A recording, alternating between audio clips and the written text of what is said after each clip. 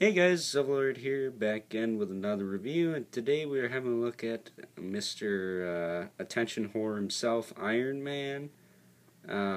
Today we are joined by Wmpyr, the Eskrima expert, which if Iron Man didn't have his armor, I bet you he could kick his ass, but... A man in a wheelchair? That's not cool. But, yeah, so before we move on to the best part of the review, the part where Starner wants to shove an M80 up his ass, we'll just look at the stinking box first. It's Avengers, Age of Ultron, picture of everyone's favorite on the side, picture of everyone's favorite on the back. You don't need to read the bio, we've had 50 of this guy. If you don't know the story now, where the hell have you been? And then all the other figures. Now, doing the close-up, the paint is actually pretty good on the Iron Man figures. It's just that, holy crap, do we need any more? Let's do a vote. I vote no.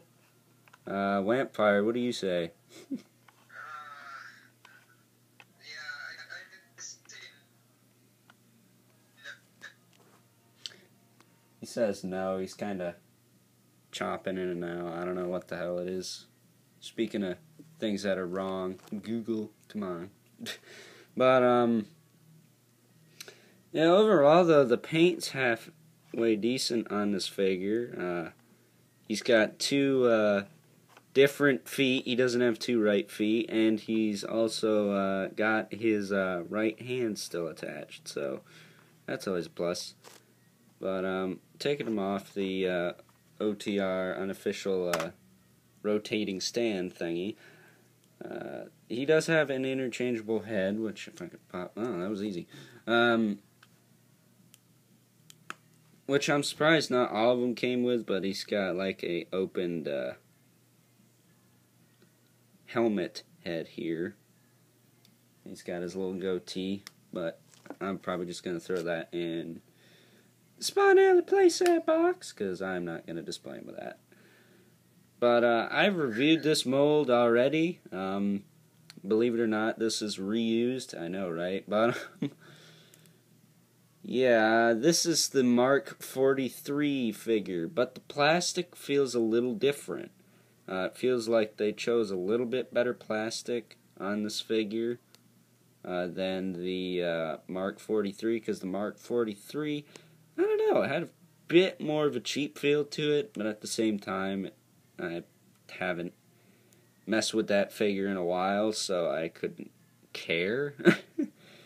But, yeah, this Iron Man has the same articulation as that one, so his head rotates, obviously has a little bit of tilt, no jive turkey thing going on. He's got a hinge, moves up that far, and then it can look down. He's got a rotating diaphragm joint, so that's good, so it doesn't break up the sculpt at the waist. I mean, a lot of times I hate waist swivels because they'll break up the sculpt, something terrible. It looks like they got sliced in half by, I don't know, a ninja sword. He's got in and out movement at the shoulders. They move forward and back, and then he's got bicep swivel, double hinge elbows, giving you about pretty good range of movement there. And then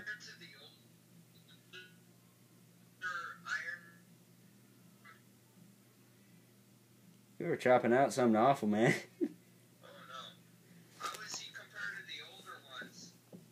The Toy Biz ones or the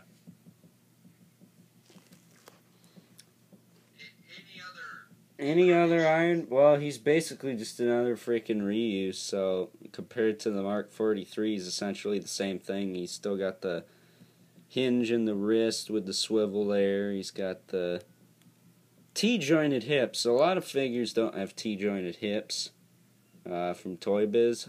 Well, some of them do and some of them don't. I do have an Iron Man that has Y-joints, and those things are god-awful. They need to just full-on retire those, because it's like you gotta rotate the leg this way to hinge it up, but it's like, when you can just hinge it out, you can also move it forward and then hinge it out. You don't have to do that stupid frickin' Let's Play Twister with our god-darn action figures. You can just frickin' move them. But he's got a thigh swivel. Yeah, the extra head is actually something that's not common. The Toy Biz ones usually just had a face mask. This one is probably one of the few Iron Men that has an interchangeable head, so kind of surprised to see that. But he's got double jointed knees. Again, the articulation's not that bad on this figure. It's just a freaking Iron Man, so who cares? He's got a hinge in the ankle, and he's got pretty decent ankle pivot or rocker or whatever you call it. I call it rocker because it moves side to side. It rocks, but yeah. That's in a nutshell. I'll do a size comparison. Size comparison today will be the Hulk. So it'll be a substantial difference. Basically, if you see my review of the Ultimate Goblin figure, this figure is obviously a lot bigger than this Iron Man, but he's to scale. He's a little bit taller than some of the other figures, but yeah, the Hulk figure is quite a bang for your buck for $20. But putting Iron Man back, we'll do one last 360 and a final analysis of Mr. Attention Horror. Okay, let's see here. So in a nutshell, this is just another freaking Iron Man. I'm still going to give it an 8 out of 10 because it's a well done figure. It stands, unlike a lot of the female figures. I'm talking to you, Spider-Woman and Hellcat, who always fall over. Oh yeah, Misty Knight too. We'll throw her in the mix. Yeah, I mean, he stands, and he just fell over, but that's because the frickin'...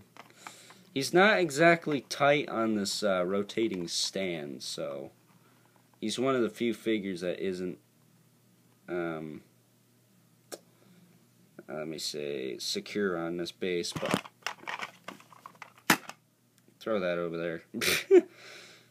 Just keep falling over, but... You gotta remember, I'm working on a fabric surface. I'm not like frickin' all you big shots who just have like a flat table. I'm on my ass on the floor. There. But now that we got arsehole standing, this video contained a lot of cuss words. I might put a disclaimer at the front, or you could just not watch it at all, so I don't care. But Iron Man gets an 8 because he's just freaking Iron Man. That's probably going to be the standard unless I get one that's a big fat hunk of crap.